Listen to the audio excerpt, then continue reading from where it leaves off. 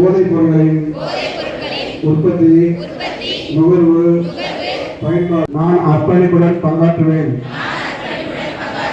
என்று உளமாற உறுதி கூறுகிறேன்.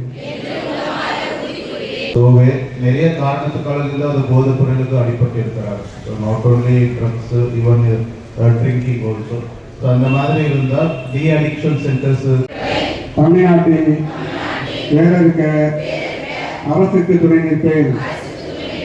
மாநிலத்தின் வளர்ச்சிக்கும் கொஞ்சம் அன்பா பார்த்துட்டு அன்பா பேச மாதிரி இருக்குது.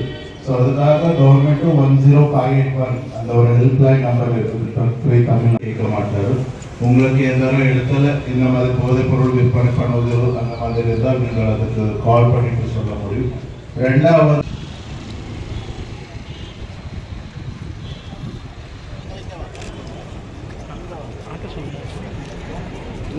அண்ணா வாண்ணே